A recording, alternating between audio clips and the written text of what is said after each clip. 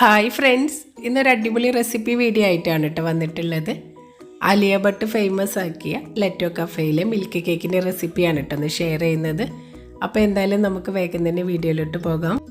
അപ്പോൾ ഈ ഒരു കേക്കിനെ പറ്റി പറയുകയാണെന്നുണ്ടെങ്കിൽ കുറച്ച് മുൻപ് ട്രെൻഡിങ് ആയിട്ടുള്ളൊരു കേക്കായിരുന്നു ഡ്രസ് ലെറ്റീസ് കേക്ക്. അപ്പോൾ ആ ഒരു കേക്ക് തന്നെയാണ് കേട്ടോ സെയിം ഇതും. അപ്പോൾ ആ ഒരു കേക്കിൻ്റെ ഒരുപാട് വെറൈറ്റീസ് നമ്മുടെ ചാനലിൽ വീഡിയോസ് ചെയ്തിട്ടുണ്ട് കേട്ടോ. അപ്പോൾ അതിൻ്റെയൊക്കെ വീഡിയോ കാണാത്തവരുണ്ടെങ്കിൽ ഒന്ന് കണ്ട് നോക്കണേ. അപ്പോൾ ആ ഒരു കേക്കിൽ നിന്ന് ഡിഫറെൻ്റ് ആയിട്ടാണ് ഇപ്പോൾ ഈ മിൽക്ക് കേക്കിൻ്റെ സ്പോഞ്ച് ഞാൻ ഈ ഒരു റെസിപ്പിയിൽ ഉണ്ടാക്കിയിട്ടുള്ളത് കേട്ടോ. അപ്പോൾ ഒരു 1 kg അളവിലുള്ള മിൽക്ക് കേക്കിൻ്റെ റെസിപ്പിയാണ് കേട്ടോ ഇവിടെ ഷെയർ ചെയ്യുന്നത്. അപ്പോൾ ആദ്യം ഇതിന് വേണ്ടിയിട്ട് വാനില സ്പോഞ്ച് ഉണ്ടാക്കണം. അപ്പോൾ അതിന് വേണ്ടിയിട്ട് ഞാനിവിടെ 1/4 കപ്പ് മൈദയാണ് കേട്ടോ എടുത്തിട്ടുള്ളത്. ഇതിലേക്ക് ഇനി 1 ടേബിൾ സ്പൂൺ കോൺഫ്ലോർ കൂടി ചേർത്ത് കൊടുക്കുന്നുണ്ട് കേട്ടോ. പിന്നെ 1/4 ടീസ്പൂൺ ബേക്കിംഗ് പൗഡർ കൂടി ഇതിലേക്ക് ചേർത്ത് കൊടുക്കുന്നുണ്ട്. എന്നിട്ട് ഈ ഒരു ഫ്ലോർ നന്നായിട്ടൊന്ന് അരിച്ചെടുക്കുന്നുണ്ട്. അതിൻ്റെ ശേഷം വിസ്ക് വെച്ചിട്ട് നന്നായിട്ടൊന്ന് മിക്സ് ചെയ്തിട്ട് ഈ ഒരു ഫ്ലോർ ഒന്ന് മാറ്റി വെക്കുന്നുണ്ട് കേട്ടോ. ഈ റെസിപ്പിയിലേക്ക് ഇനി 3 എഗ്ഗ് വേണം കേട്ടോ. അപ്പോൾ ഇവിടെ ഞാൻ എഗ്ഗിൻ്റെ വൈറ്റും യെല്ലോയും ഒന്ന് സെപ്പറേറ്റ് ചെയ്തെടുത്തിട്ടുണ്ട്. ഇനി എഗ്ഗ് വൈറ്റിലേക്ക് ഒരു 1/4 ടീസ്പൂൺ ഉപ്പ് ചേർത്ത് കൊടുക്കാം. എന്നിട്ടിത് നന്നായിട്ടൊന്ന് ബീറ്റ് ചെയ്തെടുക്കട്ടെ. നല്ല സ്റ്റിഫായിട്ട് തന്നെ ഈ ഒരു എഗ് വൈറ്റ് കിട്ടണം കേട്ടോ. അപ്പോൾ ബീറ്റിൻ്റെ ഫുൾ സ്പീഡിലിട്ടിട്ട് വേണം എഗ് വൈറ്റ് ബീറ്റ് ചെയ്യാനായിട്ട്. ഇപ്പോൾ എഗ് വൈറ്റ് നല്ലപോലെ തന്നെ ബീറ്റായി കിട്ടിയിട്ടുണ്ട്, നല്ല സ്റ്റിഫായിട്ടുണ്ട് കേട്ടോ. അപ്പോൾ നമ്മൾ ഈ ഒരു ബൗൾ കമിഴ്ത്തി പിടിച്ചാൽ ഇത് താഴേക്ക് വീഴരുത്, അതാണ് ഇതിൻ്റെ ഒരു കൺസിസ്റ്റൻസി കേട്ടോ. അപ്പോൾ ഇത് റെഡി ആയിട്ടുണ്ട്. അടുത്തതായിട്ട് എഗ്ഗെല്ലാം എടുത്തിട്ടുണ്ട്. ഇതിലേക്ക് 1 ടീസ്പൂൺ വാനില എസൻസ് ഒഴിച്ചു കൊടുക്കാം. 1/4 കപ്പ് പൊടിച്ച് പഞ്ചസാര കൂടി ഇട്ട് കൊടുത്തിട്ട് ഇത് നന്നായിട്ട് തന്നെ ബീറ്റ് ചെയ്തെടുക്കട്ടോ. അപ്പോൾ ഈ ഒരു എഗ് യെല്ലോൻ്റെ യെല്ലോ കളറൊക്കെ പോയിട്ട് നല്ലൊരു ഓഫ് വൈറ്റ് കളറാവുന്നത് വരെ ഇത് ബീറ്റ് ചെയ്തെടുക്കട്ടോ. അപ്പോൾ ഈ ഒരു യെല്ലോ കളറൊക്കെ പോയിട്ട് ഇപ്പോൾ ഓഫ് വൈറ്റ് കളറായി വന്നിട്ടുണ്ട്. ഇതിലേക്ക് ഇനി ഒരു 1/4 കപ്പ് സൺഫ്ലവർ ഓയിൽ കൂടി ഒഴിച്ചു കൊടുത്തിട്ട് നന്നായിട്ടൊന്ന് മിക്സ് ചെയ്ത് ശേഷം ബീറ്റർ ഓഫാക്കാം. ഇനി എഗ്ഗ് മിക്സിലേക്ക് ഫ്ലോർ ഇട്ട് കൊടുത്തിട്ട് മിക്സ് ചെയ്തെടുക്കട്ടോ. അപ്പോൾ ഞാനിവിടെ ഫ്ലോർ മുഴുവനായിട്ട് ഇട്ട് കൊടുത്തിട്ടുണ്ട്. നിങ്ങൾക്ക് വേണമെന്നുണ്ടെങ്കിൽ 2 ഭാഗമായിട്ട് ഇട്ട് കൊടുത്താലും മതി. ഇതിലേക്ക് ഒരു 1/4 കപ്പ് ചെറിയ ചൂടുള്ള പാൽ കൂടി ചേർത്ത് കൊടുത്തിട്ടുണ്ട്. ഇനി പാലും ഫ്ലോറ് ഇതുപോലെ സ്പാറ്റിൽ വെച്ചിട്ട് കട്ട് ആൻഡ് ഫോൾഡ് മെത്തേഡിൽ ഒന്ന് മിക്സ് ചെയ്തെടുക്കുന്നുണ്ട് കേട്ടോ. ഒന്നാകെ കുത്തി എടുക്കരുത്, മെല്ലെ മെല്ലെ ഫോൾഡ് ചെയ്തിട്ട് മിക്സ് ചെയ്തെടുത്താൽ മതി.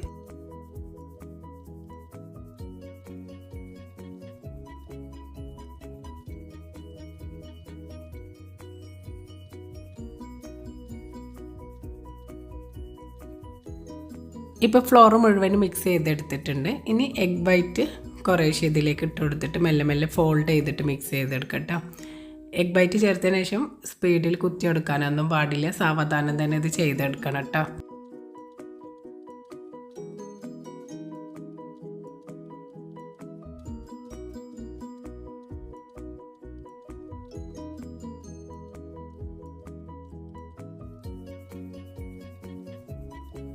അങ്ങനെ ഇപ്പോൾ എഗ് വൈറ്റൊക്കെ മുഴുവനായിട്ട് മിക്സ് ചെയ്തെടുത്തിട്ടുണ്ട്. ഇനി കേക്ക് ബേക്ക് ചെയ്യാനായിട്ട് ഞാൻ 8 ഇഞ്ചിൻ്റെ കേക്ക് ടിന്നാണ് കേട്ടോ എടുത്തിട്ടുള്ളത്. അതിൻ്റെ ഉള്ളിൽ കുറച്ച് ഓയിൽ ബ്രഷ് ചെയ്തിട്ട് ബട്ടർ പേപ്പർ വെച്ച് കൊടുത്തിട്ടുണ്ട്.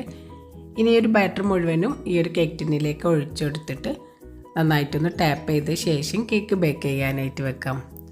അപ്പോൾ 200 ഡിഗ്രി സെൽഷ്യസിൽ 10 മിനിറ്റ് പ്രീ ഹീറ്റ് ചെയ്ത ഓവനിൽ 160 ഡിഗ്രിയിൽ ഒരു 30 മിനിറ്റാണ് കേട്ടോ ഈ ഒരു കേക്ക് ഇപ്പോൾ ഞാൻ ബേക്ക് ചെയ്യാനായിട്ട് വെക്കുന്നത്. അങ്ങനെ ഒരു 30 മിനിറ്റൊക്കെ ആയപ്പോഴേക്കും കേക്ക് റെഡി ആയിട്ടുണ്ടായിരുന്നു. അപ്പോൾ അതാ കേക്ക് ചൂടാറിയതിന് ശേഷം ഞാൻ ഇതുപോലെ ഒരു പ്ലേറ്റിലേക്ക് മാറ്റിയിട്ടുണ്ട് കേട്ടോ. ഇനി കേക്കിൻ്റെ ടോപ്പിലൊന്ന് ഈവനായിട്ടൊന്ന് കട്ട് ചെയ്തെടുക്കുന്നുണ്ട്, ആ ഒരു ബ്രൗൺ കളറായിട്ടുള്ളത്. പിന്നെ അതുപോലെ കേക്കിൻ്റെ സൈഡ് കൂടി ഒന്ന് കട്ട് ചെയ്തെടുക്കുന്നുണ്ട് കേട്ടോ. വീട്ടിൽ കഴിക്കാൻ വേണ്ടി ഉണ്ടാക്കുകയാണെന്നുണ്ടെങ്കിൽ അതുപോലെ ടോപ്പിൽ സൈഡൊന്നും കട്ട് ചെയ്യേണ്ട ആവശ്യമില്ല കേട്ടോ. നിങ്ങൾ സെയിൽ ചെയ്യുന്നൊക്കെ ഉണ്ടെന്നുണ്ടെങ്കിൽ ചെയ്താൽ മതി. ഇതിപ്പോൾ ഞാൻ ഫോട്ടോൻ്റെ ഒരു വൃത്തിക്ക് വേണ്ടിയിട്ടാണ് ഇതുപോലെ കട്ട് ചെയ്തെടുക്കുന്നത്. ഇനി കേക്ക് സെറ്റ് ചെയ്യാൻ വേണ്ടിയിട്ട് ഞാൻ ഇതുപോലത്തെ ഒരു പ്ലാസ്റ്റിക്കിൻ്റെ കണ്ടെയ്നറാണ് കേട്ടോ എടുത്തിട്ടുള്ളത്. ഇനി കേക്ക് ഇതിലേക്ക് വെച്ച് കൊടുക്കാം. അപ്പോൾ ഈ ഒരു കേക്ക് 3 മിൽക്ക് വെച്ചിട്ടാണ് കേട്ടോ വെറ്റ് ചെയ്തെടുക്കുന്നത്. അപ്പോൾ അതിന് വേണ്ടിയിട്ടുള്ള മിൽക്ക് റെഡിയാക്കാം. അപ്പോൾ ആദ്യം ഞാനിവിടെ ഗുഡ് ലൈഫിൻ്റെ മിൽക്കാണ് കേട്ടോ എടുത്തിട്ടുള്ളത്. അപ്പോൾ നിങ്ങൾക്ക് ഇവപ്പറേറ്റഡ് മിൽക്ക് കിട്ടുകയെന്നുണ്ടെങ്കിൽ അതന്നെ എടുക്കട്ടോ, അതാണ് ഏറ്റവും ടേസ്റ്റ് ഉള്ളത്. നോർമൽ മിൽക്ക് എടുക്കരുത്. അത് കിട്ടിയിട്ടില്ലെങ്കിൽ മാത്രമേ ഈ ഒരു ഗുഡ് ലൈഫിൻ്റെ മിൽക്ക് എടുത്താൽ മതി കേട്ടോ. അപ്പോൾ ഒരു 2 കപ്പ് മിൽക്ക് എടുക്കുന്നുണ്ട്.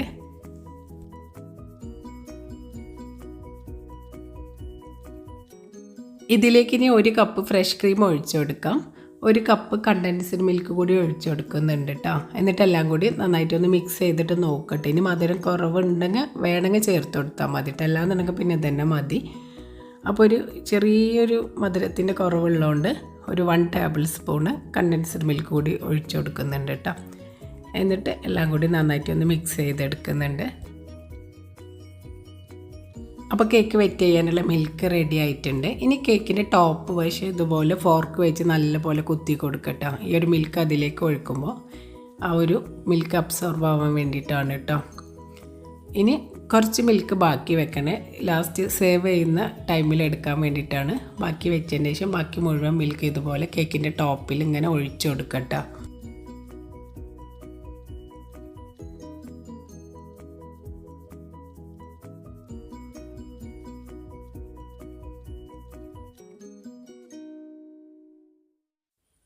അങ്ങനെ മിൽക്ക് ഒഴിച്ച് കഴിഞ്ഞാൽ ഒരു അരമണിക്കൂറെങ്കിലും ഫ്രിഡ്ജിലോ ഫ്രീസറിലോ ഒന്ന് വെക്കട്ടോ. അങ്ങനെ ഒരു അരമണിക്കൂറിന് ശേഷമാണ് ഇപ്പോൾ ഈ ഒരു കേക്ക് എടുത്തിട്ടുള്ളത്. അതിൽ ഒഴിച്ച ഒരു മിൽക്കൊക്കെ മുഴുവനായിട്ടും ആ ഒരു കേക്കിൽ അബ്സോർബായി പോയിട്ടുണ്ട് കേട്ടോ.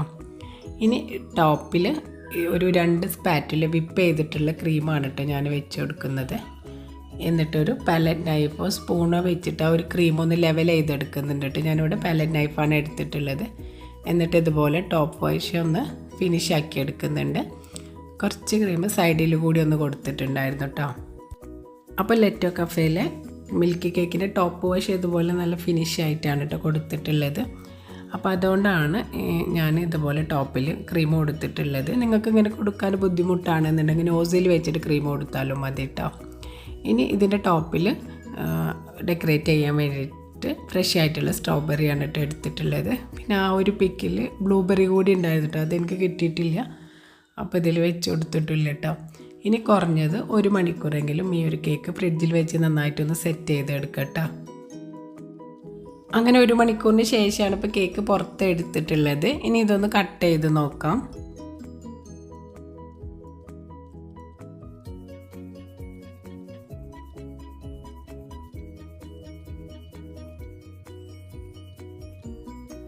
അപ്പം നല്ല പെർഫെക്റ്റ് ആയിട്ട് തന്നെ ഒരു സ്ലൈസ് കട്ട് ചെയ്ത് കിട്ടിയിട്ടുണ്ട് കേട്ടോ. ഒരു പാത്രത്തിൽ നിന്ന് എടുക്കാൻ കുറച്ച് ബുദ്ധിമുട്ടുണ്ടായിരുന്നു കേട്ടോ. സാധാരണ നമ്മൾ മിൽക്ക് കേക്ക് ഇങ്ങനെ കോരി കഴിക്കല്ലേ ചെയ്യുക. ഇനി സെർവ് ചെയ്യുന്ന പാത്രത്തിലേക്ക് ഒരു സ്ലൈസ് കേക്ക് വെച്ചിട്ട് ബാക്കി വെച്ചിട്ടുണ്ടായിരുന്ന 3 മിൽക്ക് ഉണ്ടല്ലോ അത് ഇതുപോലെ ഒഴിച്ചു കൊടുക്കുക. എന്നിട്ട് പിന്നെ സ്പൂൺ വെച്ചിട്ട് ഇങ്ങനെ കോരി കഴിച്ചാൽ മതി കേട്ടോ. നല്ല സൂപ്പർ ടേസ്റ്റാണ്, ഒന്നും പറയാനില്ല കേട്ടോ. വായിലിട്ടാൽ അലിഞ്ഞു പോകുന്ന അത്രയും ടേസ്റ്റുള്ളൊരു കേക്കാണ് കേട്ടത്. അപ്പോൾ ഈ ഒരു കേക്ക് ഇതുവരെയും കഴിക്കാത്തവരുണ്ടെങ്കിൽ എന്തായാലും ഒന്ന് ട്രൈ ചെയ്ത് നോക്കണേ. എന്നിട്ട് നിങ്ങളുടെ ഫീഡ്ബാക്കൊക്കെ പറയാനായിട്ട് മറക്കരുത് കേട്ടോ. അപ്പോൾ ഈ ഒരു വീഡിയോ എല്ലാവർക്കും ഇഷ്ടമായി എന്ന് കരുതുന്നു. അങ്ങനെ ഇഷ്ടമായിക്കണമെന്നുണ്ടെങ്കിൽ എന്തായാലും ലൈക്ക് ചെയ്യാനും ഷെയർ ചെയ്യാനൊന്നും മറക്കരുത് കേട്ടോ. അതുപോലെ എൻ്റെ ചാനൽ സബ്സ്ക്രൈബ് ചെയ്യാത്ത കൂട്ടുകാരുണ്ടെങ്കിൽ ഒന്ന് സബ്സ്ക്രൈബ് കൂടി ചെയ്ത് സപ്പോർട്ട് ചെയ്യണേ. താങ്ക്